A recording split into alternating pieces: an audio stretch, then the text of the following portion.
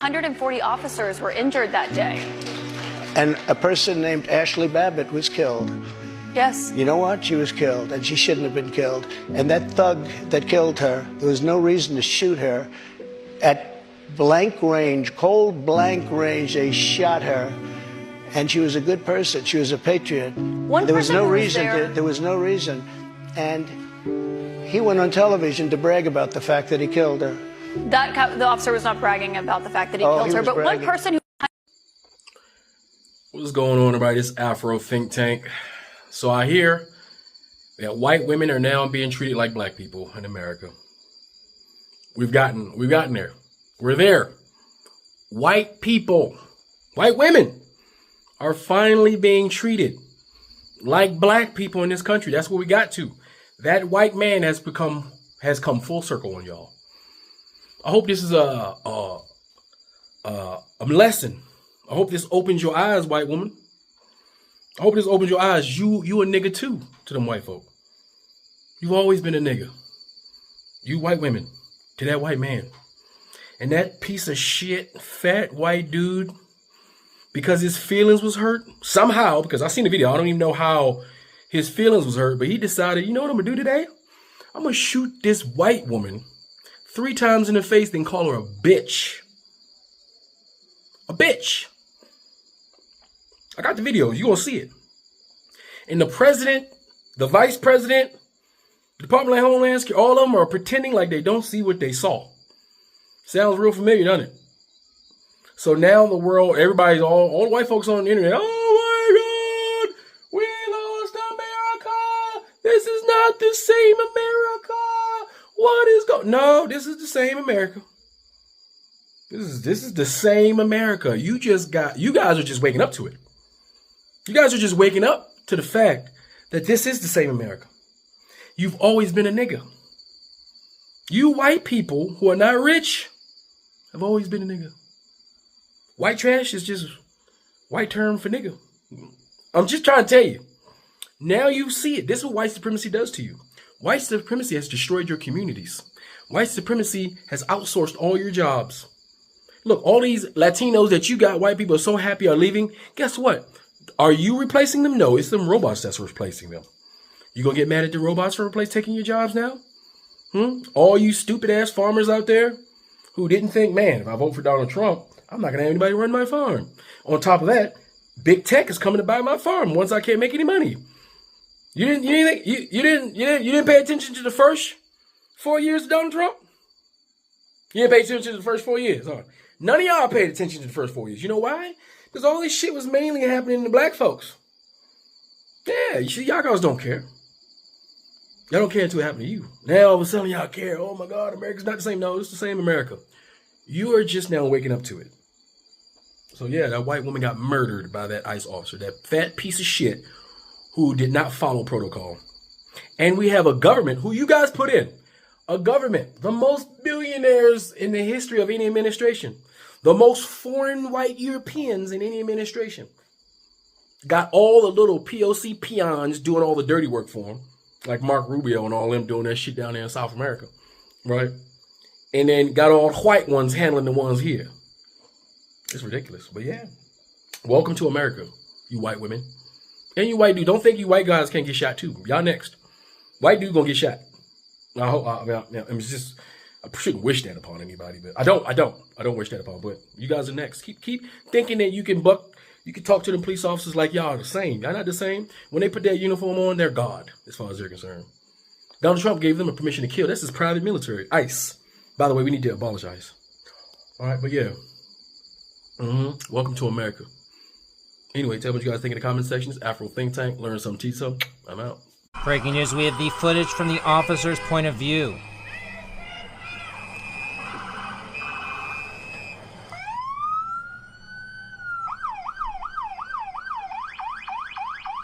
fine, dude. I'm not mad at you. Show your face. I'm not mad at you. That's okay. We don't change our plates every morning, just so you know. It'll be the same plate when you come talk to us. As you can later. see, she That's said she fine. wasn't even You're mad a at him. citizen, former fucking veteran. You want to come at us? I say go get yourself some lunch, big boy. Go ahead. Out of the car. Get out of the fucking car. Get out of the car. And seems pretty clear to me to be a woman who was literally just turning around. I think one of the things that's interesting is even her wife grabbed the door handle, not seeing that she was turning around. And the officer clearly did not get hit. He moved his phone out of the way, so it sort of looks like something happened, but... Here on News Nation, keeping our eyes on Minneapolis, where a 37-year-old woman is dead after an ICE officer shot at her. DHS says the officer shot in self-defense. In moments, you will hear live from the Secretary of Homeland Security, Kristi Noem, on the ground in Minneapolis.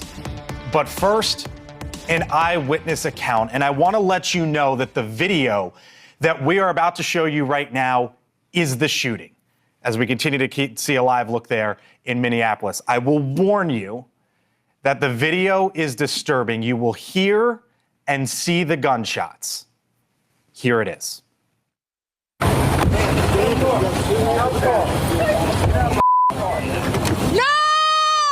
No!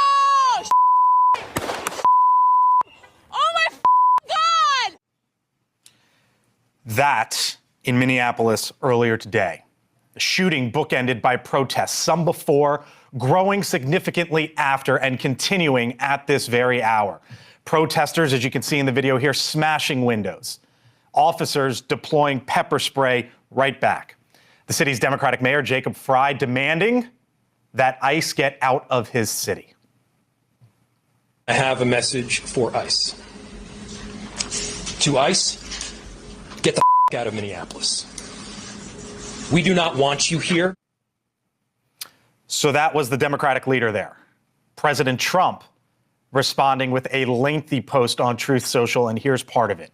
He says, quote, "The situation is being studied in its entirety. But the reason these incidents are happening is because the radical left is threatening, assaulting, and targeting our law enforcement officers and ICE agents on a daily basis." Here's where we begin tonight. We start with our Allie Bradley. She is on the ground once again for us there in Minneapolis. You can see the podium behind her there as Kristi Noem is set to speak. Allie, you were there reporting for us because there was the largest immigration operation ever there as ICE officers were on the ground. That's what brought you to Minneapolis to begin with, and then this today. Yeah, you're exactly right, Blake. So obviously we saw that surge of 2,000 agents and officers to the Twin Cities area, and the largest enforcement operation ever. And that was, of course, in response to the immigration issues, but the fraud issues as well. And of course, there's this kind of different narratives that we're hearing right now. We're hearing that the city of Minneapolis, the mayor, they don't believe that this was fired in self-defense. These shots were fired in self-defense. That is what DHS, though, is saying. And of course, we're going to hear from DHS Secretary Kristi Noem in just moments. This press conference is slated to begin any minute now. So if it does begin, I'll step out of the way. But the reality is things escalated really, really quickly while we were down there on the ground. And things got into a really, really violent setting where, first of all, they were throwing snowballs, which seems very innocent, but they were throwing things at these officers. And when Border Patrol was leaving, that's when things really, really escalated really quickly. And we actually saw less lethal munitions deployed several times. We watched as agitators literally busted out the windows of these Border Patrol vehicles that were trying to leave. They've informed a human chain at one point, and that's when more of those pepper balls and tear gas canisters were deployed. And then we also watched as one man who was maced was then continued to kind of pursue and go after these officers and these agents, and he was actually hit with less lethal munitions directly right to his face. So it was a really, really volatile setting, a really chaotic setting all throughout the afternoon. And then it kind of tamped down once Border Patrol and ICE left, and Minneapolis police and the sheriff kind of took control of the scene. The FBI obviously on scene as well. They are jointly investigating this with the Minneapolis police. So this is going to be an active, ongoing investigation, and they're going to be pulling a lot of camera footage and a lot of different angles of this incident, because the shooting video, some of it looks like she's just driving away. Some of it you can see that she almost hits a guy. So there are definitely different situations that are unfolding here that we will find more about when this investigation really starts to come to fruition. But we're We're hearing some rumblings over there. We think that this is going to start any moment here. But again, this scene that unfolded, it really, really got volatile once that video started circulating as well. And protesters were saying that ICE is lying, that the woman was not doing anything and was not a threat. And so she shouldn't have ever been shot. Again, a 37-year-old woman is dead following that incident. DHS saying it was in self-defense. And of course, the other side saying that that wasn't warranted whatsoever. So we're about to hear from the Secretary now, Blake. All right, and as Ali mentions, there are, as she puts it, differing narratives, and that is certainly one way to put it. Here's what we're going to do. We're going to give you voices into all different sorts of perspectives until we hear from the DHS Secretary, Ali Bradley. Thank you. Let me turn it over now to Rich Stanek. He is the former Commissioner of Public Safety, Director of Homeland Security. He was also served as the sheriff there in Hennepin County for quite some time. It's Mayamal.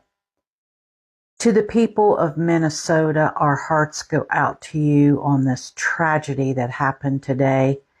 I've waited to say anything until I watched the video. We've heard reports. We've heard from Governor Walz at this time. They're going to be activating the National Guard. What I ask all of us, especially those of us that will be supporting the people of Minnesota, please, please, please be peaceful. Follow the law. Use your amendment rights to protest, but please do not give this administration any excuse to turn this into a police state or a bloodbath. This is where we've really got to be smarter.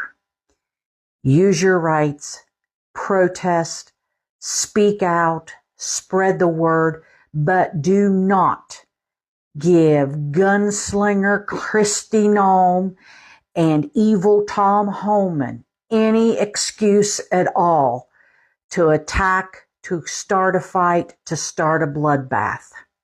This is what they want, and we cannot give it to them.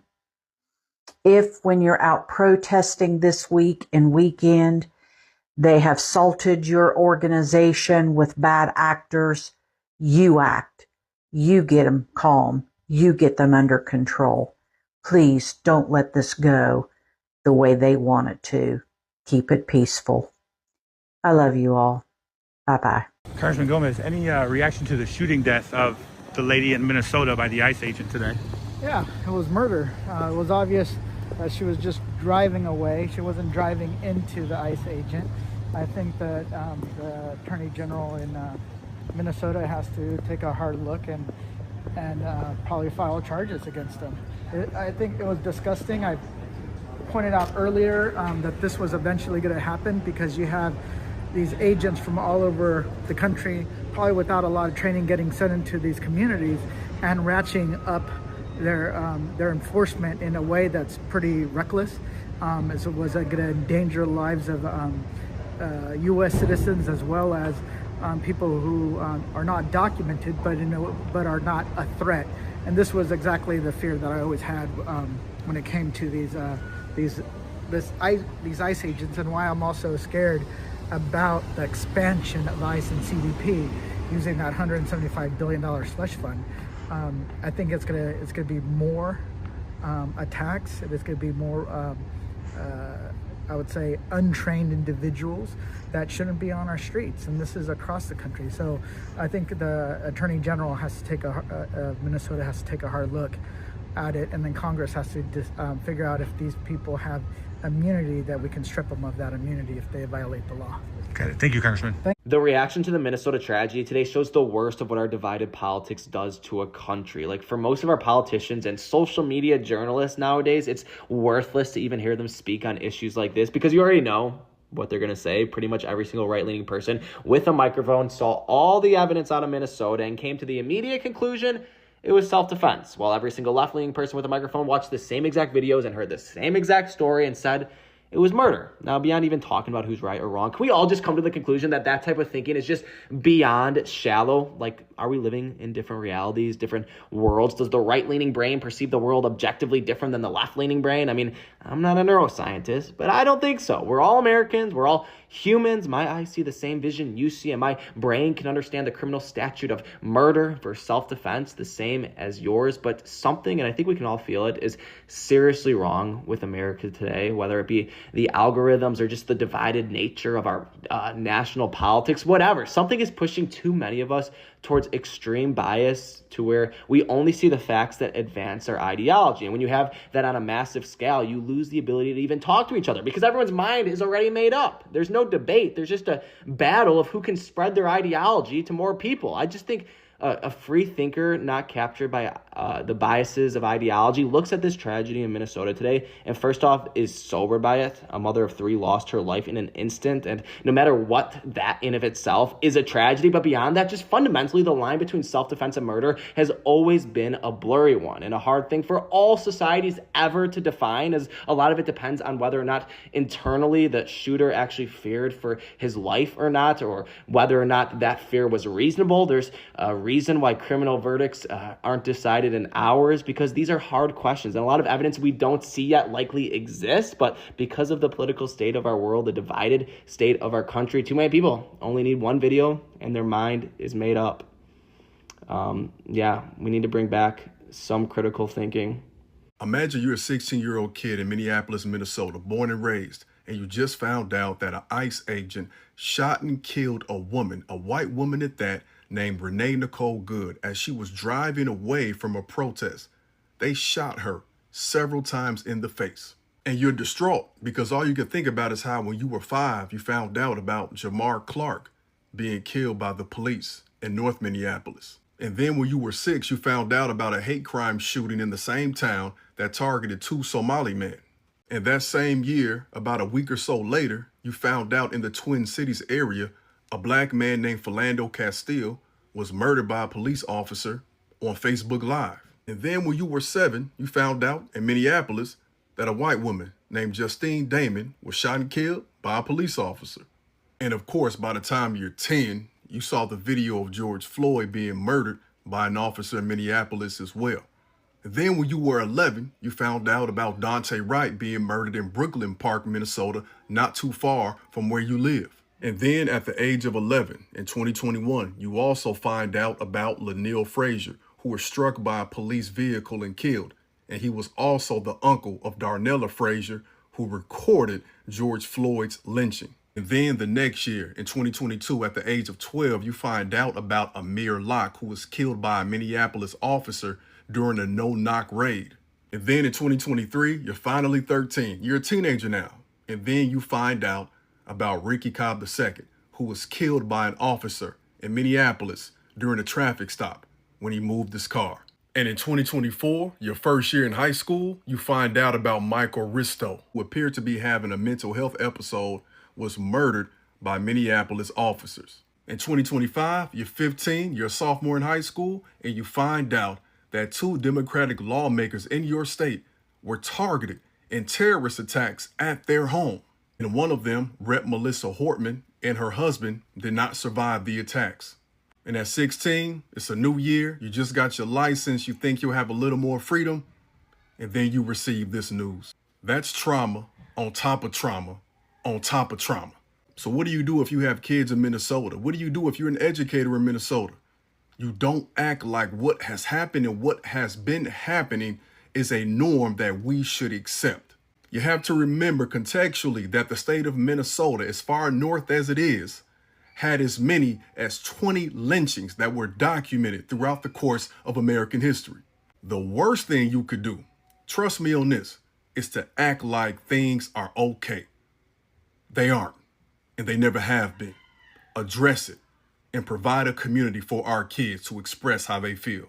And let's work towards change. You know, as soon as that perimeter collapsed, Boris, what we really saw was people begin to condense onto the law enforcement vehicles, and they were throwing snowballs at them. Did you see that? Can you see that they're throwing, it looks like snowballs or maybe chunks of ice at the vehicles? People here are really angry. And right now, because the Minneapolis Police Department is among the law enforcement still on the ground, that anger is singularly directed toward the Minneapolis Police Department. And that highlights the real challenge for law enforcement in cities where ICE is descending on this area and causing these flare-ups between the public and law enforcement. Minneapolis police were not involved in the shooting, and yet they are here taking the heat that people feel because of what they saw ICE do here in Minneapolis. The cover-up from yesterday's unaliving of the Minnesota woman has begun. State officials are now saying all access to any evidence has been cut off by the feds. We knew this was going to happen. The feds don't want any state investigation to go on because then they can't control it. And then even if it did go forward and the guy was prosecuted and convicted, if it's a state case, Trump can't pardon this guy.